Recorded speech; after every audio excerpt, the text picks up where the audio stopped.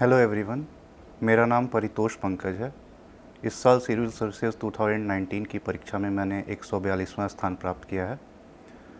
मेरी जो प्रारंभिक पढ़ाई हुई वो बिहार के भोजपुर ज़िले के आरा शहर में हुई। 12वीं कक्षा तक मैंने आरा में ही पढ़ाई की। उसके बाद मैंने आईआईटी की तैयारी की और आईआईटी के मेरिट लिस्ट के हिसाब से मैंने टीएस चाणक्य मुंबई में एडमिशन लिया। टीएस चाणक्य एक मर्चेंट नेवी का कॉलेज है जहाँ से मैंने बीएससी नॉटिकल साइंस का कोर्स किया और उसके बाद मैंने जर्मनी की एक शिपिंग कंपनी ज्वाइन की।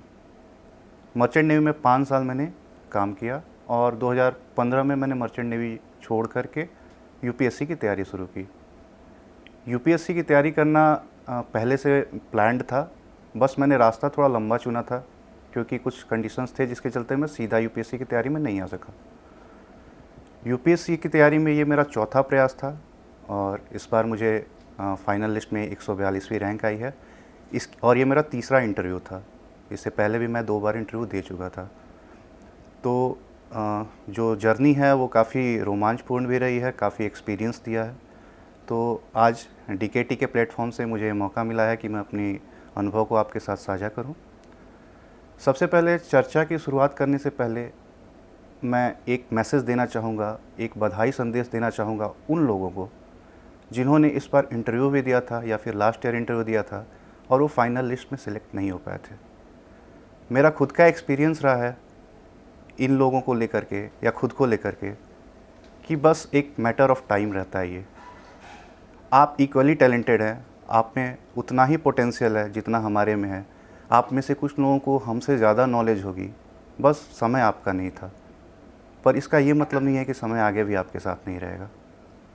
ये मोमेंट्स की बात होती है। आज से 20 दिन पहले तक मैं भी आप ही की कतार में खड़ा था। एक ऐसा मोमेंट आया 4 अगस्त को जिसने सब कुछ बदल के रख दिया।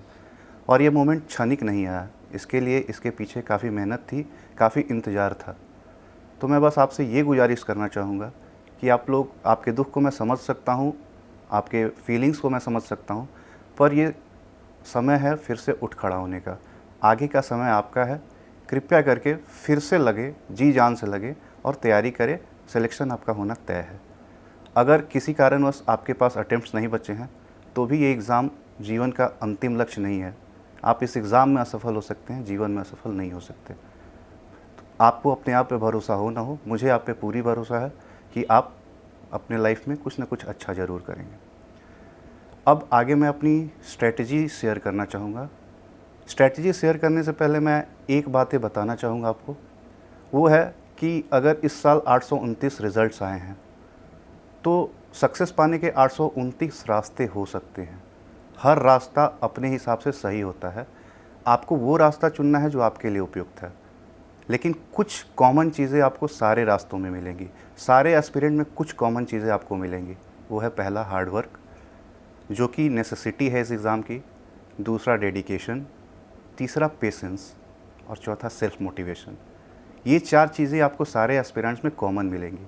सफलता किसी को जल्दी मिल जाएगी, किसी को थोड़ी देर से मिलेगी। इनमें अलग अलग मात्रा में इनका आप समावेश हो सकता है, लेकिन ये 4-5 चीज़ें जो है वो कॉमन आपको सारे रास्तों में मिलेंगी। ये डिसाइड आपको करना है कि आपको कौन सा रास्ता चुनना है। इस छोटे से एपिसोड में या फिर छोटे से चर्चा में मैं आपको ये नहीं बता सकता कि आप क्या पढ़ेंगे तो आप आईएएस बन जाएंगे या ये एग्ज़ाम क्रैक कर लेंगे। लेकिन अगर इन बातों में मैं कहीं से भी, मेरी एक बात भी आपको अच्छी लगती है या फिर किसी एक हिस्से से आप अपने आप को कनेक्ट कर पाते हैं, तो मैं ये चीज़ बता सकता हूँ कि शायद आने वाला यूपीएससी का सफ़र थोड़ा सरल ज़रूर हो जाएगा।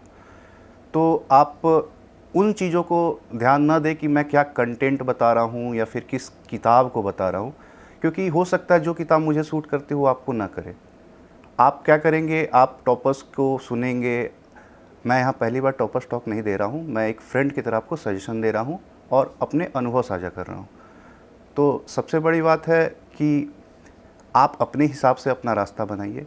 किसी के बताए रास्ते पर आप चल सकते हैं। चूँकि मैं मर्चेंट नेवी में जॉब कर चुका हूँ, तो जब भी हमारा जहाज़ किसी तट पे आता था तो लाइट हाउसेज़ होते थे जो हमें बताते थे कि आपको यहाँ पे पहुँचना है और कैसे पहुँचना है ये हम चार्ट देख के डिसाइड करते थे। हमारे जहाज़ के कंडीशन के हिसाब से डिसाइड करते थे कि हमें कौन सा रास्ता फॉलो करना है। तो आप जो ये वीडियो देख रहे हैं या फिर बहुत सारे टॉपर्स की वीडियो आती हैं, हर जगह आती हैं, आप उनको भी देख रहे हैं, तो आप उनको एक गाइडिंग लाइट की तरह लीजिए। आपको वहाँ पहुँचना है, रास्ता आपका खुद का होना चाहिए। जैसे कि मैं आपको एक छोटा सा एग्जांपल दे रहा हूँ।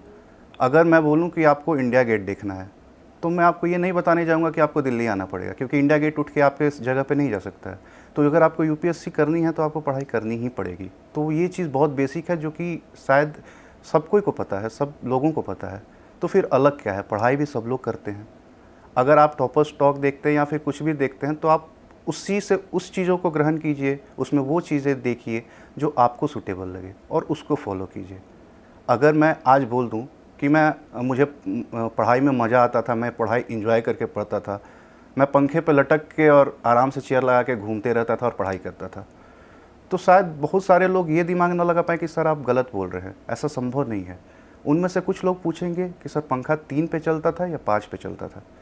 तो आपको ये नहीं करना है, आपको बस ये मैसेज लेना है कि आपको इस एग्ज़ाम में सफल होने के लिए कौन सा रास्ता चुनना है, वो रास्ता आपको खुद बनाना होगा।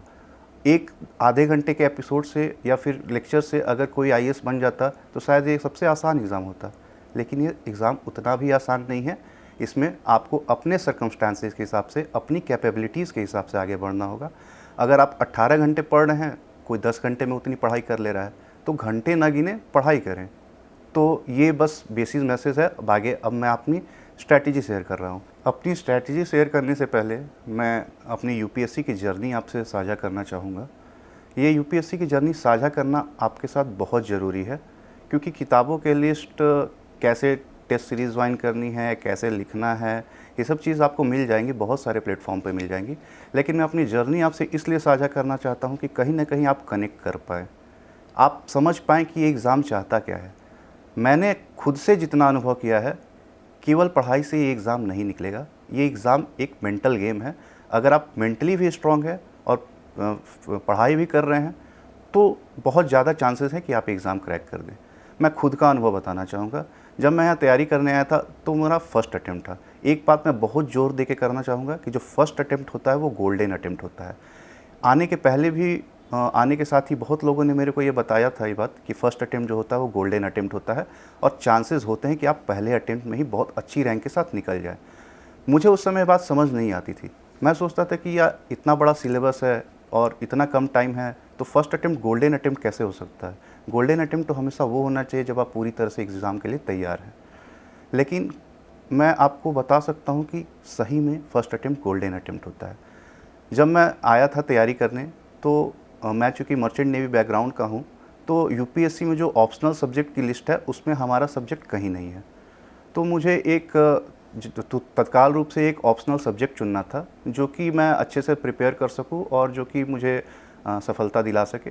तो मैंने कुछ सब्जेक्ट्स निकाले, जैसे ज्योग्राफ़ी हो गया। ज्योग्राफ़ी मर्चेंट नेवी वालों के बहुत करीब होता है, क्योंकि हम लोग को बहुत सारे देश विदेश घूमने का मौका मिलता है, तो हम लोग थोड़ा सा कनेक्ट कर पाते हैं ज्योग्राफ़ी से अपने आप को। उसके बाद मैंने सोशियोलॉजी ऑप्शनल लिया, देखा, फिर एंथ्रोपोलॉजी ऑप्शनल लिया, फिर मैंने सबका सिलेबस देखा और फिर थोड़ा बहुत देखने के पास, लास्ट ईयर ट्रेंड्स देखने के बाद मैं इस निष्कर्ष पे पहुंचा कि मुझे एंथ्रोपोलॉजी ऑप्शन के साथ कंटिन्यू करना चाहिए। एक बार अगर आपने निर्णय ले लिया कि आपको किसी ऑप्शनल के साथ कंटिन्यू करना है, आप प्लीज़ उस पर स्टिक रहिए। और जब तक कि आप बहुत बार, 2 बार 3 बार मेंस लेके ये प्रूव ना हो जाए कि नहीं आपसे नहीं हो पाएगा, तभी आप चेंज करने का सोचें। आप किसी दूसरे का निर्णय या फिर किसी दूसरे से इन्फ्लुएंस होकर अपना ऑप्शनल ना डिसाइड करें। ये आपका खुद का निर्णय होना चाहिए। पहला प्रयास में जब मैं आया था तो मैंने यहाँ एक कोचिंग ली थी और मैंने ऑप्शनल की भी कोचिंग ली, क्योंकि पढ़ाई काफ़ी दिन से छूटी हुई थी और मैं अचानक से एक ऐसे जगह से आ रहा था जहाँ की कम्युनिकेशन के बहुत सारे दिक्कत थे। जहाज़ पे जब आप रहते हैं तो आपको पता नहीं होता है कि ज़मीन पे क्या चल रहा है। तो मैं उस जगह से सीधा एक ऐसी जगह आया जहाँ की दिन रात पढ़ाई करनी थी, तो थोड़ा सा चैलेंजिंग था। तो मैंने सबसे पहले ऑप्शनल और जो कोचिंग है जीएस की स्टार्ट कर दी। और मैं एक बात ईमानदारी से बोलूँगा कि फ़र्स्ट अटेम्प्ट में मैंने जितना पढ़ाई किया, शायद आने वाले जो साल होते गए उसमें मेरी पढ़ाई की क्षमता भी घटती गई और घंटे भी घटते गए। पहले अटेम्प्ट में मैंने बहुत पढ़ाई की, मतलब अगर ये ईमानदारी के साथ बता रहा हूँ, आप हवा में मन ना लें इसको। पहले अटेम्प्ट में बस यही होता था कि कुछ जो सोने का टाइम होता है या फिर जो खाना खाने का टाइम होता है, इसके अलावा जो टाइम्स होता था वो दिमाग में आपका दिमाग हमेशा एक्टिव होना चाहिए। पढ़ाई आप एक्चुअल में कर रहे हैं ना कर रहे हैं, लेकिन आपका दिमाग हमेशा एक्टिव होना चाहिए, हमेशा यूपीएससी के सिलेबस या फिर उससे रिलेटेड टॉपिक के बारे में सोचना चाहिए। तो जब मैं पहला बार प्री दिया, उस समय मैं फियरलेस था, मुझे किसी प्रकार का डर नहीं था। लोग पहला बार प्री देते हैं तो बहुत लोग ये सोच के देते हैं कि इस बार देखते हैं, उसके बाद डिसाइड करेंगे कैसे आगे बढ़ना है। लेकिन ये गलती मत कीजिएगा, पहला प्रयास बिल्कुल सीरियस होकर दीजिएगा, क्योंकि पहला प्रयास बहुत ही महत्वपूर्ण होता है और वो मेक और ब्रेक कर सकता है आपका आगे का रूटीन। तो जब मैं पहली बार पीटी में बैठा तो मैं फियरलेस था, मुझे किसी प्रकार का डर नहीं था कि क्या होने वाला है, क्योंकि नया नया आया था, ज़्यादा उत्साह था, सब कुछ था। और विश्वास कीजिए कि उस साल मेरे अभी तक के पीटी में सबसे ज़्यादा नंबर आए थे और मुझे ये एक पल के लिए भी सोचना नहीं पड़ा था कि मैं पीटी क्लियर कर पाऊँगा कि नहीं। मेरे मार्क्स कट ऑफ से बहुत ज़्यादा ऊपर थे। तो ये चीज़ डिसाइड हो गया कि मैं पीटी क्लियर कर रहा हूँ। उसके बाद जो 3.5 महीने का समय होता है वो मैंने मेंस पे दिए, क्योंकि मेंस मेरे लिए पहला अनुभव होने वाला था और एकदम पीटी से ये डिफरेंट होता है, तो इसमें आपको आंसर राइटिंग की प्रैक्टिस करनी होती है। तो वो मैंने किया। बहुत बार जब मैं टेस्ट सीरीज़ लिखता था फर्स्ट अटेम्प्ट में, तो पहली टेस्ट सीरीज़ में मुझे अच्छे से याद है कि जो 20 क्वेश्चन लिखते होते हैं उनमें मैं 12 क्वेश्चन ही कर पाया था। मैं बहुत परेशान था कि 12 क्वेश्चन और 20 क्वेश्चन में 8 क्वेश्चन का अंतर है और मैं इतना टाइम लेगा तो मुझसे पेपर ही कंप्लीट नहीं हो पाएगा। लेकिन ट्रस्ट में जैसे जैसे आप टेस्ट लिखते जाते हैं आपको थोड़ा आइडिया लगता जाता है और हो जाता है, और पेपर कंप्लीट करना एक महत्वपूर्ण काम है यूपीएससी की परीक्षा में। कैसे करके सब कुछ मैनेज करते हुए मैंने मेंस का एग्ज़ाम लिखा। मेंस का एग्ज़ाम एक ऐसा एग्ज़ाम होता है जहां आप श्योरिटी के साथ नहीं कह सकते कि आप सफल होने ही वाले हैं। आपको थोड़ा बहुत आइडिया लगता है कि ये पेपर मेरा अच्छा हुआ है, ये पेपर मेरा ख़राब हुआ है, लेकिन श्योरिटी के साथ आप नहीं बोल सकते कि मैं मेंस में इतना स्कोर कर लूँगा कि मैं टॉप कर रहा हूँ इस एग्ज़ाम में। तो ऐसा मेरे साथ भी हुआ। मैंने एग्ज़ाम दिया, फीलिंग अच्छी आ रही थी कि नहीं ठीक लिखा है, शायद हो जाना चाहिए।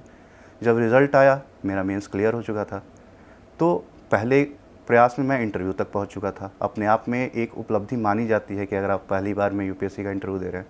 शायद ये चीज़ को मैं हैंडल नहीं कर पाया। मुझे लगा कि हाँ, अब मैं बहुत आगे निकल गया हूँ और मैं सही रास्ते पे जा रहा हूँ, बस सक्सेस और मेरे में एक इंटरव्यू का फासला है। जब इंटरव्यू हुआ, इंटरव्यू मैंने दिया, मेरा इंटरव्यू भी अच्छा हुआ और इंटरव्यू देने के बाद पता नहीं अंदर से एक फीलिंग आ रही थी कि इस बार सिलेक्शन हो जाएगा।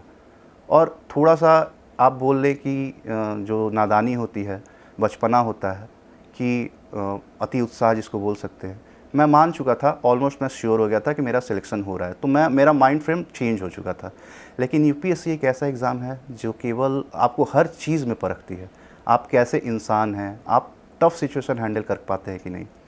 जब रिज़ल्ट आया तो फाइनल लिस्ट में मेरा सिलेक्शन नहीं हुआ था और मैं फाइनल लिस्ट 8 मार्क्स से मिस किया था। फाइनल लिस्ट 8 मार्क्स से मिस करना बहुत बड़ा सेटबैक था। रिज़ल्ट नहीं आने का जो गम था वो और ज़्यादा हो गया जब मैंने अपने मार्क्स देखे और मुझे लगा कि मैं इतना करीब आके रह गया हूँ। मैं उस माइंड फ्रेम में था कि एक तरफ मैं अपने आप को मान चुका था कि मैं सिलेक्ट हो रहा हूँ और मेरा रिज़ल्ट नहीं आया था। तो मैं लिटरली आसमान से पाताल में पहुँच चुका था और मेरा कंडीशन ऐसा हो गया था कि अगला पीटी जो कि मुश्किल से 25 दिन बाद था, मैं अपने आप को दिमागी रूप से तैयार नहीं कर पाया कि मैं पीटी कैसे देना हूँ। ऐसा कुछ नहीं था कि मेरी नॉलेज कम हो गई थी अचानक से उन 20 दिनों में, या फिर मैं जब एग्ज़ाम में गया तो सब कुछ भूल गया था। लेकिन एक चीज़, मैं मेंटली प्रिपेयर नहीं था अगले साल प्री देने के लिए, जो कि मात्र 20 या 25 दिन बाद था। जब पीटी का एग्ज़ाम हुआ उसके एक दिन पहले मैंने अपने दोस्त से पता नहीं बोल दिया था कि कल मेरा एग्ज़ाम नहीं निकलने वाला है। मेरा मोटिवेशन लेवल इतना डाउन हो चुका था और मैं एकदम लग रहा था कि नहीं, अब तो बस बहुत हो गया, अब शायद ना हो पाए। मैं पीटी में बैठा, मेरा अभी तक का सबसे ख़राब पीटी हुआ और उस साल मेरा पीटी में सिलेक्शन नहीं हुआ, जो कि मेरा सिलेक्शन नहीं होना था। और मैं मानता हूं कि उस साल मेरा सिलेक्शन नहीं होना चाहिए था। शायद अगर उस साल मेरा सिलेक्शन हो जाता तो मैं आज जिस तरह से आपके सामने प्रस्तुत हुआ हूं वैसा नहीं हो पाता। उस साल जब मेरा पीटी नहीं हुआ तो एक रिज़र्व लिस्ट आती है यूपीएससी की, जिसमें होता है कि कुछ कैंडिडेट वेटिंग रहते हैं और उनको क्लियर किया जाता है जब यूपीएससी का एक प्रावधान है उस हिसाब से। वो वेटिंग लिस्ट आते आते दिसंबर हो गई और मुझे लग रहा था, बहुत लोगों ने ये हौसला भी दिया था और मुझे खुद से लग रहा था कि शायद 8 नंबर का मार्जिन है तो मैं रिज़र्व लिस्ट में आ जाऊँगा। मैंने दिसंबर तक रिज़र्व लिस्ट का वेट किया। इसे कहते हैं बेवकूफ़ी। मैंने पढ़ाई लिखाई को थोड़ा सा बैक पे रखा और मैं रिज़र्व लिस्ट का वेट करने लगा। दिसंबर में जब रिज़र्व लिस्ट आया तो मैं 2 मार्क्स से मिस कर गया रिज़र्व लिस्ट।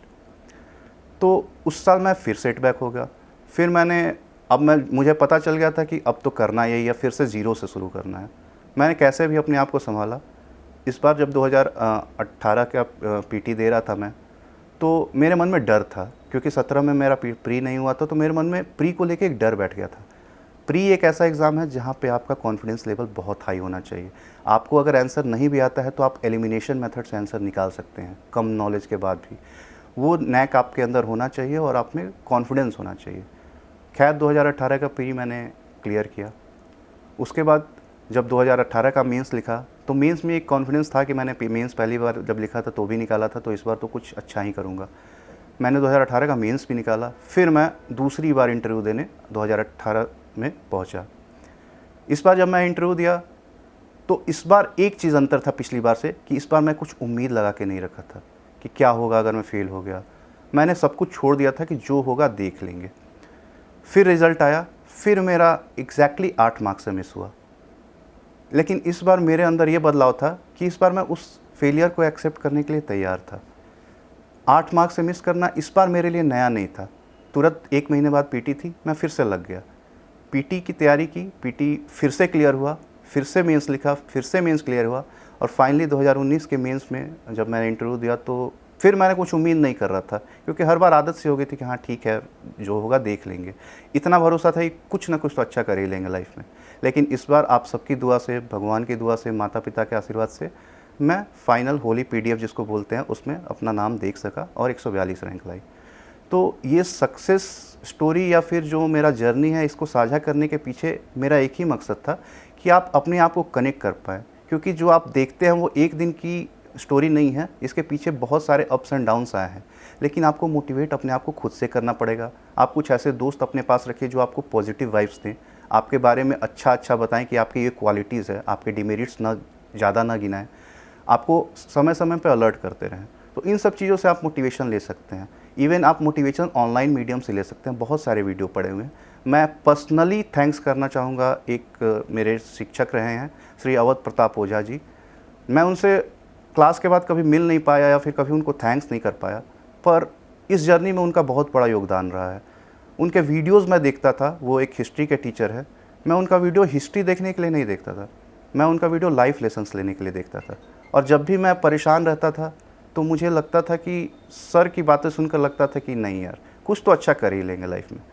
तो मैं दिल से उनको धन्यवाद देना चाहूँगा। अगर वो इस बात को सुन रहे होंगे तो सर मेरी प्रणाम स्वीकार कीजिएगा। और अब मैं आपको ये बताना चाह रहा हूँ कि आप अप्स एंड डाउन सबके लाइफ में आते हैं, बस आप छोड़ दीजिए, रिज़ल्ट की चिंता मत कीजिए, ईमानदारी से प्रयास कीजिए, कुछ ना कुछ अच्छा कर ही लेंगे लाइफ में। अब मैं आपको पीटी की स्ट्रैटेजी बताऊँगा। प्रीलिम्स के एग्ज़ाम में मैं आपको सबसे पहले बताना चाहूँगा कि जब आप तैयारी शुरू करते हैं तो जो एनसीईआरटी बुक्स होते हैं वो सबसे ज़्यादा महत्वपूर्ण होते हैं। तो जब आप तैयारी शुरू कर रहे हैं तो आप सबसे पहले क्लास 6 से लेकर 12 तक की एनसीईआरटी पे कमांड कीजिए। आप एक वर्ड देखिएगा, कमांड, ये बहुत इंपॉर्टेंट है यहाँ पे। एनसीईआरटी पढ़ना बड़ी बात नहीं है, एनसीईआरटी पे कमांड होना बहुत बड़ी बात है। जैसा कि अवध प्रताप ओझा सर जरूर ये हर बार बोलते हैं कि आप जिस दिन आपको लगे कि आप एनसीईआरटी पे कमांड हो गया है, उस दिन आप मेरे से मिलिएगा। मैं अभी भी अपने आप को कैपेबल नहीं मानता हूँ कि मैं सर से जाके मिलूँ, क्योंकि कमांड करना एनसीईआरटी पे बहुत टफ होता है। लेकिन अगर आप अच्छे से एक बार, दो बार, तीन बार एनसीईआरटी पढ़ लेते हैं तो आपके आगे की जर्नी बहुत आसान हो जाती है। कुछ स्टैटिक बुक्स हैं प्रीलिम्स के लिए या मेंस के लिए। बुक लिस्ट मैं आपको नहीं बताना चाहूँगा, क्योंकि बुक लिस्ट आपको बहुत इजीली किसी भी साइट पे, किसी भी गूगल पे सर्च करिएगा मिल जाएगी, और वो स्टैटिक बुक्स होते हैं। इसके अलावा बहुत सारे मटेरियल होते हैं जो मार्केट में अवेलेबल है। आपको जो अच्छा लगे आप उसको चुन लीजिए। बहुत सारे मटेरियल्स के पीछे मत भागिए जो चुन रहे हैं, क्योंकि सारे मटेरियल्स मार्केट में बहुत अच्छे हैं। जो भी कोचिंग इंस्टीट्यूट या जो भी टीचर्स उसको बनाते हैं वो अपना पूरा मेहनत करके बनाते हैं, तो सारे मटेरियल्स अच्छे हैं। लेकिन अगर आपको बहुत सारी मिठाई एक साथ दे दी जाए तो आप सारा नहीं खा पाएंगे। आप उतना ही खा पाएंगे जितना आप खा सकते हैं या जितनी आपको ज़रूरत है। तो आप अपने हिसाब से मटेरियल सेलेक्ट कीजिए, उसको पढ़िए। और प्रीलिम्स जो है उसमें आप जो प्रीलिम्स के टेस्ट सीरीज़ होती है, वो टेस्ट सीरीज़ आपको फ्री में भी उपलब्ध है, ऑनलाइन भी बहुत सारे टेस्ट सीरीज़ मिलते हैं। आप उनको लगाइए ताकि आप एक प्रैक्टिस में रहें, आपको पता चले कि एक्चुअल एग्ज़ाम लाइक सिनेरियो में कैसे बिहेव करना होता है। यूपीएससी में बहुत बार ऐसा होता है कि आपको ट्रेडिशनल लाइन पे क्वेश्चन ना मिले, आपको एकदम नए क्वेश्चन फेस करने को मिले जो कि आपको आंसर देखने से नहीं पता है, फिर भी आपको मार्क करना होता है, क्योंकि वहाँ बहुत सारे ऐसे स्टूडेंट होते हैं जिनको 35 से 40 क्वेश्चन से ज़्यादा नहीं आता है। बाकी जो क्वेश्चंस होते हैं उनमें वो स्मार्ट गेस खेलते हैं, इधर 2 ऑप्शन एलिमिनेट कर देते हैं, 3 ऑप्शन एलिमिनेट करते हैं बहुत मुश्किल से। लेकिन वो एलिमिनेशन मेथड यूज़ करके एक ऐसे लेवल पे पहुंच जाते हैं जहां उनका प्री सर्टेन हो जाता है। तो आप वो काम करें। प्रीलिम्स की स्ट्रैटेजी बिल्कुल ही सिंपल है, बेसिक बुक पे स्टिक कीजिए, बार बार रिवीजन कीजिए और जो करंट अफेयर्स का आप मटेरियल, कोई भी एक मटेरियल रेफ़र कर लीजिए। हिंदू न्यूज़पेपर सबसे अच्छा जो सोर्स है वो माना जाता है, आप हिंदू न्यूज़पेपर को फॉलो कीजिए। इसके अलावा आप मन करे तो आप किसी भी एक कोचिंग इंस्टीट्यूट का करंट अफेयर्स का मटेरियल उठा के पढ़ सकते हैं। उसके बाद मेंस एग्ज़ाम के बारे में बताना चाहूँगा। मेंस एग्ज़ाम थोड़ा सा अनोखा एग्ज़ाम है। यहाँ पे क्या होता है कि आपको 20 क्वेश्चन मिलेंगे लिखने के लिए 3 घंटे में। 3 घंटे में 20 क्वेश्चन लिखना बहुत बड़ा चैलेंजिंग जॉब होता है। शुरू-शुरू में आपको लग रहा होगा कि मैं लिख लूँगा, लेकिन ऐसा हो नहीं पाता। जब आप लिखने बैठिएगा तो आपको पता चलेगा कि समय कितना जल्दी बीतता है और आपको इतना भी समय नहीं मिल पाता कि आप किसी क्वेश्चन को अच्छे से सोच पाएँ। तो मेंस क्वेश्चन में होता क्या है कि आपको बहुत सारे क्वेश्चन, अगर 20 क्वेश्चन हैं तो उसमें से 6-7 क्वेश्चन आपको आते होंगे। उसके बाद 6-7 क्वेश्चन, 8 क्वेश्चन ऐसे रहते हैं कि जो आपको लगता है कि हाँ यार, ये तो मैं लिख सकता हूँ, कैसे भी करके मैं इसको लिख लूँगा। 2-3 क्वेश्चन हर पेपर में ऐसे आते हैं जिसके आपके बारे में कोई आइडिया नहीं होता है और सबसे आश्चर्य की बात होती है कि उसे आपको लिखना है, क्योंकि अगर आप वो नहीं लिखेंगे तो शायद आप पीछे हो जाएंगे। तो मेंस में आपका दिमाग एकदम खुला होना चाहिए। आपको कोई भी अगर टॉपिक पे लिखने को आ जाए, किसी भी क्वेश्चन में आ जाए, तो आप एकदम ओपन माइंडेड होकर जाइए। कुछ भी याद करके वैसा ना जाए जिसके चलते आप रिस्ट्रिक्टेड हो जाएं अपने आप को, कि अगर आपको याद हुए क्वेश्चन आ गए तो आप लिख पाएंगे, नहीं है तो आप नहीं लिख पाएंगे। तो आप अपने दिमाग को एकदम खुला करके जाएँ और कैसे भी सिचुएशन का सामना करने के लिए तैयार रख के जाएँ, क्योंकि यूपीएससी के क्वेश्चन जो होते हैं बहुत डायनेमिक होते हैं, किसी भी एस्पेक्ट को कवर कर सकते हैं। सबसे पहले एस्से जो होता है, एस्से एक ऐसा पेपर है जहाँ पे आपकी क्रिएटिविटी, आपका लैंग्वेज पे कमांड और आपका थॉट प्रोसेस बहुत इंपॉर्टेंट होता है। तो एस्से की तैयारी के लिए बहुत सारे ऐसे टॉपर्स हैं जिन्होंने अच्छे मार्क्स हासिल किए हैं और उनका कुछ ना कुछ यूनिक स्टाइल होता है, आप उसको फॉलो कर सकते हैं। जीएस की बात मैं आपसे ज़्यादा शेयर करूँगा। जीएस पेपर 1 जो कि थोड़ा बहुत स्टैटिक होता है, काफ़ी कुछ इसमें स्टैटिक है, सोशल इशूज़ है, हिस्ट्री है, ज्योग्राफीज़ है। तो जब आप प्री की तैयारी करते हैं तो एक लंबा पोर्शन आपका तैयार हो चुका था जीएस 1 में। तो मैं आपको सजेस्ट करूँगा कि जब आप प्री की तैयारी कर रहे हो या जब आप पहली बार कोई भी बुक पढ़ रहे हैं तो उसका नोट्स ज़रूर बनाएं, क्योंकि आप जब नोट्स बना लेते हैं, अगर आपके पास एनसीईआरटी की नोट्स है तो आपको बार बार एनसीईआरटी की बुक्स रेफ़र करने की ज़रूरत नहीं पड़ेगी। आप अपना नोट्स रेफ़र करके बहुत जल्दी और बहुत कम समय में उसका रिवीजन कर सकते हैं। ज्योग्राफी के लिए मैंने एनसीईआरटी की बुक्स रेफ़र की थी, क्लास 11-12 स्पेशली। उसके अलावा कुछ आपको मटेरियल इधर-उधर से भी आप ले सकते हैं। कुछ बुक्स हैं, जैसे मार्केट में बहुत सारे इंस्टीट्यूट के मटेरियल भी मिलते हैं, आप उनको रेफ़र कर सकते हैं। तो ज्योग्राफी में बहुत बेसिक क्वेश्चंस आते हैं जिनको आप आसानी से टैकल कर सकते हैं। उसके बाद हिस्ट्री हुआ। हिस्ट्री के लिए मैंने एनसीईआरटी की बुक्स रेफ़र की, कुछ क्लास नोट्स जहाँ से मैंने कोचिंग की थी उनको रेफ़र किया, क्योंकि ये स्टैटिक पार्ट होता है तो इसमें आप बहुत ज़्यादा अपडेट नहीं कर पाएंगे। जो एक सोशल इश्यूज़ होता है, सोशल इशू का एक टॉपिक होता है पेपर 1 में, वो उससे 5 क्वेश्चन, 4-5 क्वेश्चन आते हैं और वो अगर आप उस पे कमांड कर लेंगे तो वो 4-5 क्वेश्चन आप बहुत अच्छे से लिख पाएंगे। तो आप कोशिश करिए कि जो एनसीईआरटी की सोशल इश्यूज़ की बुक है उसको आप अच्छे से पढ़ लें और आपके दिमाग में एक पर्सपेक्टिव बन जाए तो आप किसी भी तरह के क्वेश्चंस उसमें हैंडल कर सकते हैं और उसमें आप करंट एग्जाम्पल डाल सकते हैं। जीएस पेपर 1 की मैं बात करना चाहूँगा, जो कि काफ़ी स्टैटिक है, उसमें हिस्ट्री है, ज्योग्राफी है, सोशल इश्यूज़ है। तो इसकी तैयारी जब आप प्री की तैयारी करते हैं तो मैं आपसे एक बात बताना चाहूँगा कि जब आप प्री की तैयारी कर रहे हैं तो आप नोट्स बना लें। अगर आप एनसीईआरटी पढ़ रहे हैं तो उसका खुद का नोट्स बना लें। नोट्स बनाने से ये होता है कि आप बार-बार एनसीईआरटी के बुक्स रेफ़र नहीं करेंगे, आप अपने नोट्स को रेफ़र करेंगे और बहुत कम समय में आप उसका रिवीजन कर पाएँगे। तो ज्योग्राफी के लिए आप एनसीईआरटी पे कमांड कर सकते हैं, एनसीईआरटी को फॉलो कर सकते हैं और क्वेश्चंस जो होते हैं ज्योग्राफी के वो बेसिक होते हैं, आप वहाँ से सॉल्व कर सकते हैं। हिस्ट्री के लिए भी आप एनसीईआरटी के बुक्स फॉलो कर सकते हैं या फिर कोई आपको कोचिंग इंस्टीट्यूट का मटेरियल या फिर ऑनलाइन बहुत सारे वीडियोस हैं, किसी खास टॉपिक में अगर आपको इंटरेस्ट है तो आप उसका वीडियोस देख सकते हैं। हिस्ट्री के क्वेश्चन भी आप काफ़ी हद तक सॉल्व कर पाते हैं। कुछ क्वेश्चन ऐसे होते हैं जो आपको बहुत अनदेखे लगेंगे और टफ़ लगेंगे, तो ट्रस्ट मी वो क्वेश्चन सारे लोगों के लिए टफ़ होते हैं, तो उसको कुछ अलग तरीके से आप मत देखिए। सोशल इश्यूज़ एक ऐसा टॉपिक है जो कि बहुत छोटा इशू है, लेकिन 4 से 5 क्वेश्चन हर साल उससे आते हैं। अगर एक बार आपने वो पर्सपेक्टिव डेवलप कर लिया, आप उसके लिए एनसीईआरटी की किताब फॉलो कर सकते हैं 11th की, तो उसमें आपको सोशल इशू के पर्सपेक्टिव मिल जाएंगे और आप उसमें करंट एग्जाम्पल डाल के एक अच्छा सा आंसर लिख सकते हैं। जीएस 2 की बात है जो कि पॉलिटी एंड गवर्नेंस। पॉलिटी एक ऐसा चैप्टर है जो कि प्री में बहुत ज़्यादा महत्वपूर्ण है। तो प्री के लिए एक एम लक्ष्मीकांत की बुक आती है, आप सब लोग वही पढ़ते हैं ज़्यादातर लोग, कुछ लोग एक्स्ट्रा किताबें भी रेफ़र करते हैं, लेकिन वो बुक सफिशिएंट है। आप उस बुक को अच्छे से पढ़ें।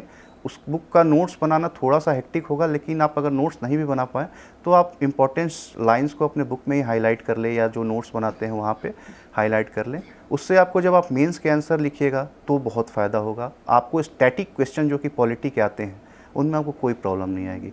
गवर्नेंस एक ऐसा चैप्टर है जो कि थोड़ा सा डायनेमिक है, उसमें आपको करंट इशू से रिलेटेड क्वेश्चंस आ सकते हैं। तो उसमें आपको करना होता है कि जो सिलेबस में है उसको आप अच्छे से तैयार कर लें, और जो करंट इश्यूज़ या करंट एग्जांपल्स आ रहे हैं वो आप उसी में साइड में ऐड करते हैं। अगर आप ऑफलाइन नोट बना रहे हैं तो आप उसमें एडिशनल पेपर डाल के ऐड कर सकते हैं, अगर आप ऑनलाइन नोट्स बना रहे हैं तो आप उसी में ऐड कर सकते हैं। तो पॉलिटी और गवर्नेंस जो होता है ये बहुत ही स्टैटिक प्लस डायनेमिक का मिक्स होता है, और यहाँ पे आपको बहुत सारी चीज़ों को रेफ़र करना होता है, जैसे सुप्रीम कोर्ट के जजमेंट हो गए, रिसेंट जो केसेस चल रहे हैं उनके हो गए, या फिर लॉ कमीशन के रिकमेंडेशंस हो गए, एआरसी के रिकमेंडेशंस हो गए। इन सब चीज़ों को आपको फॉलो करना होता है, जो कि आप सब कुछ करना एक साथ पॉसिबल नहीं है। तो आप उतनी ही चीज़ें उठाएँ, उतने ही डाटा उठाएँ जो कि आप याद कर सकते हैं, जिनका आप यूज़ कर सकते हैं। अगर आप 2 कॉपी डाटा के तैयार कर लेंगे तो इट इज़ इम्पॉसिबल कि आप जाके एग्ज़ाम में उतना लिख पाएँ।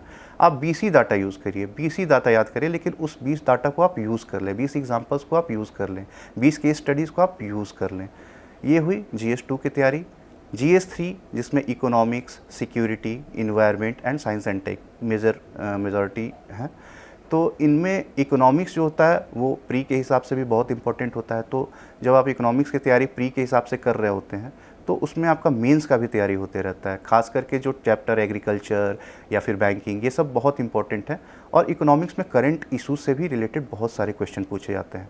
तो करंट अफेयर्स किसी भी हाल में आपको अच्छे से करना होगा, आपको उसके लिए न्यूज़पेपर रेफ़र करना होगा। इसके अलावा अगर न्यूज़पेपर में कुछ छूट जा रहा है, जो कि चांसेस कम होते हैं, तो आप कोई कोचिंग के मटेरियल रेफ़र कर सकते हैं, या फिर कुछ भी, जो कि बहुत सारी चीज़ें ऑनलाइन भी उपलब्ध हैं, आप उनको रेफ़र कर सकते हैं। इस तरह से आप इकोनॉमिक्स भी डील कर सकते हैं। और जो सिक्योरिटीज़ हुए, security issue, environment and science and tech, मेरी सलाह ये रहेगी कि ये बहुत छोटे टॉपिक्स होते हैं, आप इनका नोट्स बना लें। आप इनका नोट्स एक बार बना लेंगे, हर साल ये इशू सेम ही रहते हैं, 1-2 इशू ज़्यादा से ज़्यादा ऐड होते हैं। तो अगर आप एक बार आपने मेहनत कर ली तो आपको बार बार फिर से ज़ीरो से शुरुआत करने की ज़रूरत नहीं है। इन छोटे टॉपिक्स के आप नोट्स बना लें। इससे क्या होगा कि आप बहुत कम समय में इन चीज़ों को रिवीजन कर लेंगे, तो जो इकोनॉमिक्स का जो मेजर पोर्शन है उसके लिए आप ज़्यादा टाइम दे पाएंगे। उसके बाद GS पेपर 4 जो कि एथिक्स का पेपर है। एथिक्स का पेपर मेरे लिए लोगों के लिए थोड़ा सा टफ भी रहता है, क्योंकि इसमें लोगों को पता नहीं है कि एग्जैक्टली अप्रोच करना है। लेकिन मैं सच बोलूँ तो ये पेपर एक ऐसा पेपर है जो मैं अभी भी आप मेरे से लिखने को बोलेंगे तो मैं लिख सकता हूँ। इस पेपर के लिए मुझे ज़्यादा तैयारी करने की ज़रूरत नहीं पड़ती है, क्योंकि मैं इस पेपर में वही चीज़ लिखता हूँ जो मेरे दिमाग में है। मैं कोई बुकिश लैंग्वेज यूज़ नहीं करता हूँ, या फिर कोई बड़ी किताब का लैंग्वेज या डेफिनीशन याद नहीं करता हूँ। मैं आपको एक सलाह दूंगा, आप एथिक्स का जब सिलेबस देखेंगे तो उसमें बहुत सारे कीवर्ड्स होते हैं, जैसे प्रोबिटी हो गया, या फिर न्यूट्रलिटी हो गया, ऑनेस्टी हो गया, इंटीग्रिटी हो गया। मैं आपको सलाह दूंगा कि आप एक पेपर पे इन सबको लिखें। अगर आप हिंदी मीडियम से बिलोंग करते हैं तो आप हिंदी में इसका मीनिंग देखें, इनका मीनिंग लिख लें, क्योंकि हिंदी में आप ज़्यादा कनेक्ट कर पाएंगे। एक बार आप इन सब चीज़ों के मीनिंग, अब जैसे ऑनेस्टी या इंटीग्रिटी हो गया, तो ईमानदारी, ये आपके लिए कोई नया सब्जेक्ट या नया टॉपिक नहीं है जिसके लिए आपको किसी तरह के प्रिपरेशन की आवश्यकता है। आपको पता है ईमानदारी क्या होता है। आप बहुत सारे ऐसे एग्जाम्पल लिख सकते हैं जिसमें ईमानदारी झलकती हो या फिर ईमानदारी का जिक्र हो। तो ये कुछ ऐसा सब्जेक्ट नहीं है जिसके लिए कोई स्पेशल तैयारी की जाए, और ये सब्जेक्ट को आप सबसे कम समय दे करके सबसे अच्छे नंबर ला सकते हैं इस सब्जेक्ट में। मेरे एथिक्स के पेपर में हर बार बहुत अच्छे नंबर आए हैं, एवरेज से ऊपर ही आए हैं। तो इस सब्जेक्ट के लिए मैं शायद आपको कुछ अच्छे से बता सकता हूँ कि आप उन सब्जेक्ट या फिर उन कीवर्ड्स को तैयार कर ले, कुछ एग्जाम्पल्स तैयार कर ले, कुछ कोट्स तैयार कर ले, और जब आप लिखें तो फ्री स्टाइल में आंसर लिखें। आपका आंसर बहुत ज़्यादा बुकिश नहीं लगना चाहिए, मैकेनिकल नहीं लगना चाहिए। ऑनेस्टी आप किताब लैंग्वेज में लिखेंगे तो एक समय लगेगा कि ये आप याद करके लिख रहे हैं, लेकिन जब आपके अंदर से ऑनेस्टी के लिए फीलिंग आएगी तो वो नेचुरल होगा, और नेचुरल चीज़ों को हमेशा से प्रोत्साहन मिलता है। अगर आप कुछ भी चीज़ अपने नेचुरल लैंग्वेज में या फिर नेचुरल फीलिंग्स के साथ लिखेंगे तो चांसेस ज़्यादा हैं कि वहाँ आपको ज़्यादा नंबर मिलेंगे। केस स्टडीज़ हमारे लिए कुछ नया नहीं होता है। हम समाज में जो चीज़ों को देखते हैं वही केस स्टडीज़ का फॉर्म में आते हैं। तो अगर हम सही से न्यूज़पेपर ऑब्ज़र्व कर रहे हैं या फिर हम सही से उन चीज़ों को जानते हैं तो हमारे लिए बहुत आसान हो जाता है कि ऐसे केस स्टडी में कैसे अप्रोच करना है। हमें कोई भी एक्सट्रीम मेजर्स नहीं लेने हैं या फिर कुछ आइडियल कंडीशन को अज्यूम करके नहीं चलना है। हमको जो प्रैक्टिकल सिचुएशन में एक अच्छे दिमाग जो सोच सकता है उस हिसाब से सोच के केस स्टडीज़ को सॉल्व करना होता है। राइटिंग प्रैक्टिस एथिक्स का सबसे बड़ा चैलेंज है कि आप पेपर को कंप्लीट कर पाए 3 घंटे में। ये एक बहुत बड़ा चैलेंजिंग काम है, तो उसके लिए आपको प्रैक्टिस की ज़रूरत होगी। तो एथिक्स में मैं आपको बोलूँगा कि वन टाइम इन्वेस्टमेंट कीजिए, सारे केस स्टडीज़, सारे एग्जाम्पल्स, मोटिवेशनल कोट्स और मीनिंग्स को एक साथ लिखिए और आंसर राइटिंग की प्रैक्टिस कीजिए। इससे आप एथिक्स में अच्छे मार्क्स ला सकते हैं। ऑप्शनल सब्जेक्ट मेरा एंथ्रोपोलॉजी था, तो ऑप्शनल सब्जेक्ट की तैयारी के लिए मैं आपको बता सकता हूँ कि जो मैंने एंथ्रोपोलॉजी चुना था उसका सिलेबस देखा, उससे अपने आप को कनेक्ट कर पाया। मुझे लगा कि ये सब्जेक्ट है जिसे मैं कैरी ऑन कर सकता हूँ। पास्ट ईयर के रिज़ल्ट्स भी और जो थे वो काफ़ी सही थे एंथ्रोपोलॉजी के, और उसके अलावा मुझे ये भी लग रहा था कि जो मटेरियल्स है वो भी मार्केट में हैं, और जो इश्यूज़ हैं ट्राइबल से रिलेटेड इश्यूज़ या फिर सोशल इश्यूज़, वो थोड़ा हम लोग अपने आप को कनेक्ट कर पाते हैं, क्योंकि अब जब आप बिहार, झारखंड या यूपी से रहते हैं तो इन सब सामाजिक चीज़ों में आपकी रुचि पहले से हमेशा से ही ज़्यादा रहती है, तो इन चीज़ों से आप कनेक्ट कर पाते हैं। तो मैंने एंथ्रोपोलॉजी ऑप्शनल लिया। पेपर 1 जो है उसमें एक बायोलॉजिकल पार्ट होता है जिसको हम फिजिकल एंथ्रोपोलॉजी बोलते हैं। मेरे लिए वो काफ़ी चैलेंजिंग रहा, क्योंकि मैंने बायोलॉजी की पढ़ाई पहले बहुत ज़्यादा अच्छे से नहीं की थी, तो मुझे थोड़ा सा चैलेंजिंग लगा वो। लेकिन एक वही पार्ट है जो मेरे लिए चैलेंजिंग लगा। बाकी जो पेपर 2 होता है जिसमें आप ट्राइबल्स इश्यूज़ रहते हैं या फिर जो सोसाइटी के जो सोशल इश्यूज़ होते हैं या फिर जो ट्रेडिशनल हिंदू रिलीजन या फिर ट्रेडिशनल इंडियन जो होते हैं उसके चीज़ रहती है, तो वो मेरे को कनेक्ट कर पाया और मेरे को उसमें कभी कोई दिक्कत नहीं हुई। तो फिज़िकल एंथ्रोपोलॉजी के लिए बहुत सारे बुक्स हैं, कुछ स्टैंडर्ड बुक्स हैं।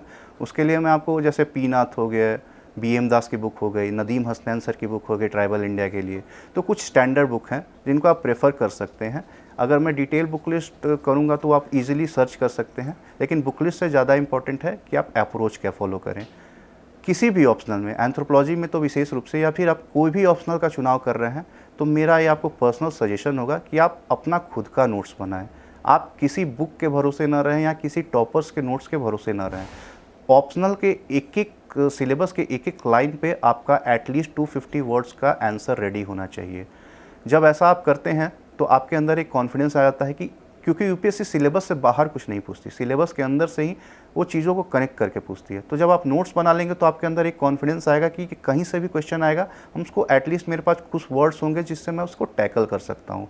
बहुत बार क्वेश्चंस सिलेबस से रिलेटेड होते हैं लेकिन आप सुने नहीं होते हैं। एटलीस्ट उसमें आप, अगर कुछ नहीं आता है, अगर आप उस बेसिक कॉन्सेप्ट्स को या फिर जो कीवर्ड्स है उससे आंसर लिखिएगा तो आप बहुत नज़दीक तक पहुँच सकते हैं। आप परफेक्ट आंसर ना लिख पाएँ, लेकिन ऐसा नहीं होगा कि आप एकदम इररिलेवेंट आंसर लिख के आ जाएँ। तो आपका हर टॉपिक पे एक नोट्स, पूरा नोट्स होना चाहिए, detail notes paper 1 and paper 2 का। एंथ्रोपोलॉजी पेपर 1 काफ़ी स्टैटिक है। अगर आपने एक बार नोट्स बना लिया तो बस आपको केस स्टडी या फिर जो करंट एग्जांपल्स है वो ऐड करने होते हैं। एंथ्रोपोलॉजी पेपर 2 जो होता है वो डायनेमिक होता है, जिसमें ट्राइबल इशूज़ होते हैं या फिर आर्कियोलॉजिकल एंथ्रोपोलॉजी होती है।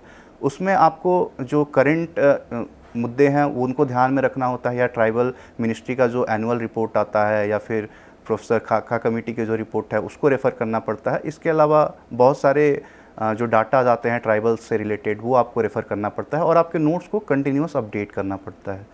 तो इससे क्या होता है कि आप में वैल्यू एनरिचमेंट होता है आपके आंसर्स में, और आप जितना current issue, current data, current example, case studies लिखेंगे उतने ज़्यादा आपके मार्क्स अच्छे आने की संभावना बढ़ जाती है। तो मैं फिर भी यही बोलूँगा कि आप पेपर 1 और पेपर 2 दोनों के नोट्स बनाएं। पेपर 2 के नोट्स को ओपन रखें ताकि आप उसमें ऐड कर सकते हैं, सब्सट्रैक्ट कर सकते हैं। ये हुई मेंस की तैयारी। अब मैं आपको पर्सनालिटी टेस्ट के बारे में कुछ बताना चाहूँगा। चूँकि ये मेरा तीसरा इंटरव्यू था, तो आप जब इंटरव्यू पहले भी फेस कर चुके होते हैं तो थोड़ा सा आपको एनालाइज़ करना आसान हो जाता है। मैंने जब पिछली 2 बार इंटरव्यू दिया था तो मेरा इंटरव्यू में मार्क्स एवरेज या अबव एवरेज रहता था, कभी बहुत ड्रास्टिक कम नहीं आया। तो इससे मेरे अंदर एक कॉन्फिडेंस था कि शायद इंटरव्यू मैं फेस कर सकता हूँ। जब मैं पहली बार इंटरव्यू दे रहा था तो मेरे दिमाग में कहीं ना कहीं एक इशू चल रहा था कि मैंने 10वीं कक्षा की पढ़ाई हिंदी में की है या फिर 12वीं तक बहुत ज़्यादा इंग्लिश पे ध्यान नहीं दिया। तो मेरे को लग रहा था कि शायद इंटरव्यू में इंग्लिश लैंग्वेज बहुत मैटर करता होगा या फिर फ्लुएंट इंग्लिश बोलना ज़रूरी होता होगा। लेकिन ट्रस्ट मी, मैं अपने पर्सनल एक्सपीरियंस से बता रहा हूँ, इंग्लिश मैटर इतना नहीं करता जितना कि आपके आंसर की क्वालिटी करती है। अगर आप थोड़ी ऊपर नीचे की इंग्लिश यूज़ करके भी अपना आंसर डिलीवर कर पा रहे हैं, अपना थॉट प्रोसेस डिलीवर कर पा रहे हैं, आपको पूरे नंबर मिलेंगे, क्योंकि वो इंग्लिश का टेस्ट नहीं ले रहे हैं वहाँ पे, वो आपके पर्सनालिटी टेस्ट कर रहे हैं। और इंटरव्यू में पर्सनल एक्सपीरियंस जो है कि जो बोर्ड मेंबर्स होते हैं, एटलीस्ट इंटरव्यू में वो आपको रिजेक्ट करने के लिए नहीं बैठे होते हैं, वो वहाँ आपको सेलेक्ट करने के लिए बैठे होते हैं। तो वो चाहेंगे कि आपकी जो सबसे बेस्ट क्वालिटी है, आप अपने बेस्ट फॉर्म में उनके सामने प्रस्तुत हों। इसके लिए हर बोर्ड अलग अलग सहारा लेता है। कोई बोर्ड आपको बोलेगा, आपको रिलैक्स करेगा, आपको ऐसा फील कराएगा कि we are here for you only, और आप खुल के अपनी बात रखिए। कुछ बोर्ड होंगे जो आपको प्रेशर टेस्ट करेंगे, आपको ऐसे कंडीशन में देंगे या फिर आपको कॉर्नर करने की कोशिश करेंगे, लेकिन उनका मकसद ये नहीं होता है कि वो आपको रिजेक्ट करना चाहते हैं या फिर आपसे उनकी पर्सनल कोई दुश्मनी है। वो बस ये चेक करना चाहते हैं कि अगर आप अचानक से प्रेशर में आ जाएंगे तो आप कैसे रिएक्ट कर रहे हैं, क्या आप प्रेशर हैंडल कर पा रहे हैं या फिर टूट जा रहे हैं। तो इन सब चीज़ों को ध्यान में रखिए। फैक्चुअल क्वेश्चंस इंटरव्यू में हर 2 तरीके के क्वेश्चन मेनली पूछे जाते हैं, एक फैक्चुअल और दूसरा ओपिनियन बेस्ड। फैक्चुअल क्वेश्चंस वो होते हैं जिसमें आप आंसर फिक्स होता है और सही गलत पता होता है। वैसे क्वेश्चन के अगर आप आंसर नहीं भी कर पा रहे हैं, आपके साथ कुछ फैक्चुअल क्वेश्चंस मिस हो जा रहे हैं, तो इंटरव्यू के मार्क्स पर उसका बहुत ज़्यादा इम्पैक्ट नहीं होता है। लेकिन ओपिनियन बेस्ड क्वेश्चंस ऐसे होते हैं जिनमें ना करने की गुंजाइश नहीं होती है। आपको अपना ओपिनियन रखना होता है। जब आप ओपिनियन रखेंगे, वो ओपिनियन आपके हिसाब से सही हो सकता है, आपके हिसाब से गलत भी हो सकता है, एग्जामिनर या इंटरव्यूअर के हिसाब से सही हो सकता है, उनके हिसाब से गलत हो सकता है। लेकिन ओपिनियन बेस्ड क्वेश्चन में ना कहने की कोई गुंजाइश नहीं है। अगर उस क्वेश्चंस को आप स्किप कर दे या सर बोल दे रहे हैं कि सर मुझे नहीं पता है, तो आप वहाँ मार्क्स लूज़ कर रहे हैं और वहाँ ड्रास्टिकली आप मार्क्स रिड्यूस होगा आपका। तो जो ओपिनियन बेस्ड क्वेश्चंस है उनको आप अच्छे से हैंडल करिए। बोलने का जो इंटरव्यू देने से पहले मॉक इंटरव्यूज़ होते हैं, या फिर आप अपने सीनियर से या फिर जो लोग थोड़ा तैयारी कर चुके हैं, जो लोग पहले इंटरव्यू दे चुके हैं, उससे आप अपना फीडबैक लीजिए, अपने कोकून से बाहर निकलिए। आपको बहुत बार लगता है कि आप बहुत कॉन्फिडेंट हैं, कई बार वो कॉन्फिडेंट ओवर कॉन्फिडेंस में चला जाता है। तो आप अपने आप को दूसरों के सामने बोलिए, दूसरों के सामने प्रस्तुत कीजिए और दूसरों का फीडबैक लीजिए और उस हिसाब से आगे बढ़िए। इससे क्या होगा कि आप अपना बेस्ट दे पाएंगे। एक चीज़ मैं यहाँ पे एडिशनली ऐड करना चाहूँगा कि जब आप तैयारी करते हैं तो अप्स एंड डाउन्स बहुत आते हैं। बहुत बार आपको ऐसी फीलिंग आएगी कि बस ये एग्ज़ाम तो आप क्लियर कर ही ले रहे हैं और अच्छे से क्लियर कर लेंगे, और बहुत बार आपको ऐसी फीलिंग आती है कि नहीं हो पाएगा, शायद मैं गलत ट्रैक पे हूँ, नहीं कहीं गलत तो निर्णय नहीं ले लिया। ऐसे बहुत टाइम आएंगे। आप उस समय आपके अच्छे दोस्त जो होते हैं वो आपके बहुत काम आते हैं। तो दोस्ती जो कीजिएगा वो बहुत सोच समझ के कीजिएगा। कम 15-20 दोस्त बनाने से अच्छा है 3 दोस्त 2 दोस्त बना के रखिए, जो कि जिससे आप जब भी हो अपने मन की बात बता सकें और वो लोग आपको मोटिवेट कर सकें, वो आपको बस राइट ट्रैक पे रखें। बाकी काम आपको खुद ही करना है। वो आपके जगह पे पढ़ेंगे नहीं, वो आपके जगह पे आपका नोट्स नहीं बनाएंगे, लेकिन वो करेंगे, आपको मेंटली प्रिपेयर करेंगे। और जैसा मैं पहले ही बोल चुका हूँ, नॉलेज के साथ साथ मेंटल गेम है ये एग्ज़ाम। अगर मेंटली आप इसको कॉन्कर कर लिए तो आप सफल हो जाएंगे। ये थी मेरे इंटरव्यू की स्ट्रैटेजी। इंटरव्यू के स्ट्रेटजी के बाद मैं आपको कुछ बातें बेसिक बताना चाहूँगा, जो कि नए स्टूडेंट जो कि तैयारी शुरू कर रहे हैं उनके लिए मैं बोलना चाहूँगा कि आप सीधे मार्केट के जो बुक मटेरियल उपलब्ध है उन पे ना जाके जो बेसिक बुक्स है, जो कि बहुत दिनों से आपके पास ही हैं, एनसीईआरटी बुक्स, इनको बहुत अच्छे से पढ़िए। एक बार आपका बेसिक स्ट्रांग हो जाता है तो ये एग्ज़ाम में बहुत ज़्यादा स्कोप नहीं रहता है। आप बेसिक चीज़ों को अगर अच्छे से जानते हैं तो जो वैल्यू एडिशन होता है वो अपने आप होता चला जाता है। लेकिन अगर आप सीधे एडवांस मटेरियल से शुरू करेंगे तो आप शायद कहीं बीच में ही रास्ते में भटक जाएंगे। तो जो एक फ़िक्स रूल है, इस एग्ज़ाम को आप ये मत समझिए कि जो बहुत ज़्यादा पढ़ेगा उसी का इस एग्ज़ाम में होगा। इस एग्ज़ाम में जो बहुत दिमाग लगाएगा, वो बहुत स्मार्ट वर्क करेगा, उसका होने का चांस ज़्यादा है। जो आप एक लाइन जानते होंगे, लेस इज़ मोर, तो लेस इज़ मोर का कॉन्सेप्ट यूपीएससी में बहुत अच्छे से फिट बैठता है। आप कितना ज़्यादा पढ़ रहे हैं वो इम्पोर्टेंट नहीं है, लेकिन आप कितना कम पढ़ के कितना ज़्यादा अच्छे से परफॉर्म कर पा रहे हैं वो ज़्यादा इम्पोर्टेंट है। मैं बोलूँगा कि आप बेसिक बुक्स को फॉलो कीजिए। जो स्टैटिक बुक्स है उनको बहुत अच्छे से पढ़िए, और जब आपको लगे कि आप स्टैटिक रूप से काफ़ी तैयार हो गए हैं, आप इतने इस कंडीशन में आ गए हैं कि अब आप एडवांस मटेरियल को रेफ़र कर सकते हैं, तो आप वैल्यू एडिशन के लिए उनको रेफ़र कीजिए। बहुत लिमिटेड सोर्सेज रखिए। मार्केट में अगर आप जाइएगा तो आपको बहुत सारे सोर्सेज मिलेंगे, बहुत सारे चैनल मिलेंगे यूट्यूब पे या फिर ऑनलाइन प्लेटफॉर्म पे। कोई चैनल बुरा नहीं है, सब अच्छे हैं, सबके टीचर अच्छे हैं, सारे लोग ये एग्ज़ाम को दिए हुए हैं, सारे लोग अपने एक्सपीरियंस से पढ़ाते हैं, कोई गलत नहीं पढ़ाता। लेकिन आपके लिए ये पॉसिबल नहीं है। अगर आप पूरा यूपीएससी का सिलेबस कवर करना चाहेंगे डिटेल में, आप हर चीज़ में पीएचडी करना चाहेंगे, तो शायद 10 साल भी कम पड़ जाएगा आपको सिलेबस ख़त्म करने के लिए। लेकिन अगर आप स्मार्ट वे में बहुत कम चीज़ें जानेंगे, जितना रेलिवेंट है उतना जानेंगे, तो आप चांसेस ज़्यादा हैं कि आप उनको रिप्रोड्यूस कर पाएंगे एग्ज़ाम में, बेटर आउटकम निकाल पाएंगे। तो मेरा ये आपको जो मंत्र होगा कि लेस इज़ मोर वाले कॉन्सेप्ट को रखिए, कम पढ़िए, अच्छा पढ़िए, घंटे के हिसाब से पढ़ाई मत कीजिए। 18 घंटा पढ़ना किसी की ज़रूरत हो सकती है, कोई उतना कैपेबल हो सकता है, ज़रूरी नहीं है। आप अगर 15 घंटे पढ़ें, आप 10 घंटे पढ़ें, लेकिन आपका आउटकम 18 घंटे के बराबर है तो आप उतना पढ़िए। प्रेशर लेके एग्ज़ाम नहीं निकलेगा। आप अपने आप पे अनड्यू प्रेशर मत लीजिए। आप इस एग्ज़ाम को एज ए एग्ज़ाम लीजिए, अपना संपूर्ण ताकत लगाइए, पूरी मेहनत, पूरी ईमानदारी के साथ तैयारी कीजिए, और बाकी कुछ ऊपर वाले के हाथ में छोड़ दीजिए। अगर आप ईमानदारी से प्रयास करेंगे, हो सकता है थोड़ी देर हो जाए, हो सकता है आपको बहुत जल्दी सफलता मिल जाए, हो सकता है आपको सफलता ना भी मिले। इसका मतलब ये नहीं है कि आप फेल हो चुके हैं। यूपीएससी का एग्ज़ाम में आप फेल हो सकते हैं, लाइफ में फेल नहीं हो सकते। ये बात बहुत महत्वपूर्ण है। और बहुत बार मैं बहुत अपने आसपास लोगों को देख चुका हूँ जो कि बहुत टैलेंटेड है, बहुत कैपेबल है, और वो डिज़र्व करते हैं सेलेक्ट होना, लेकिन पता नहीं कुछ रीजन्स की वजह से वो नहीं कर पा रहे हैं। तो मैं उनको भी बोलूँगा कि हार मत मानिए। अगर आप किंग नहीं बन सकते हैं तो किंग मेकर तो बन ही सकते हैं। तो आप अपने लाइफ में कुछ ना कुछ अच्छा कर लीजिएगा। और एक अनुरोध मैं पूरे समाज से, माता पिता से करना चाहूँगा कि आप सक्सेस और फेलियर की नज़र से चीज़ों को ना देखें। सक्सेस जिसको मिलता है और फेलियर जिसको मिलता है, उसमें बहुत ज़्यादा अंतर नहीं होता है। अंतर बस समय का होता है। किस इंसान का समय कब बदल जाएगा ये आपको खुद नहीं पता है। तो बहुत बार होता है कि जब कोई इंसान फेल होने लगता है, कोई यूपीएससी का अटेम्प्ट में अगर पहले अटेम्प्ट में नहीं हुआ, दूसरे अटेम्प्ट में नहीं हुआ, तीसरे अटेम्प्ट में नहीं हुआ, तो लोग अनड्यू प्रेशर बनाना शुरू करते हैं। कभी कभी पेरेंट्स भी बोलते हैं कि क्या पढ़ाई कर रहे हो यार, निकल नहीं रहा है तुमसे एग्ज़ाम, प्री नहीं निकल रहा है। ऐसा नहीं करिए। अगर वो अपने से तैयारी कर रहा है, अगर कोई व्यक्ति अपनी तैयारी के लिए पूरी जी जान से मेहनत कर रहा है, तो उसको मोटिवेट कीजिए। सक्सेस और फेलियर से चीज़ों को देखना बंद कीजिए। हम अपनी सोसाइटी में ये चीज़ बहुत ज़्यादा देखते हैं कि जो सक्सेसफुल होता है उसको आप आंखों पे बिठा लेते हैं, बहुत आसमान में उछाल लेते हैं, और जो फेलियर को अचीव करता है उसको आप नेग्लेक्ट करना शुरू कर देते हैं, उसके टैलेंट पे डाउट करना शुरू कर देते हैं। ऐसा ना कीजिए। हो सकता है अगर कोई यूपीएससी का एग्ज़ाम ना निकाला हो, लेकिन उससे ज़्यादा अच्छे से सर्व कर रहा है पब्लिक को, किसी एनजीओ के माध्यम से या फिर अपने स्वरुचि के माध्यम से। इवन आप जो बहुत सारे कोचिंग मटेरियल्स को रेफ़र करते हैं या कोचिंग इंस्टीट्यूट को फॉलो करते हैं या फिर रोल मॉडल्स को फॉलो करते हैं, उनमें से बहुत सारे ऐसे लोग हैं जो कि ये एग्ज़ाम क्लियर नहीं कर पाए हैं और बहुत ज़्यादा डिज़र्व करते थे, लेकिन वो खुद आईएएस ना बन पाए। लेकिन आज उन्होंने कितने लोगों को आईएएस आईपीएस बनाया है और एग्ज़ाम क्लियर कराया है।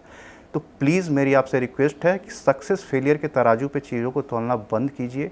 जो लोग फेल हो रहे हैं उनको भी उतना ही रिस्पेक्ट दीजिए, उनके अंदर भी उतना ही पोटेंशियल है। बस समय का खेल है कि आज मैं यहाँ हूँ, कल वो यहाँ होंगे। और उन सब लोगों को मेरी तरफ से शुभकामनाएं आने वाले दिनों के लिए, और आप अपना बेहतरीन और बेस्ट परफॉर्मेंस दें। Thank you.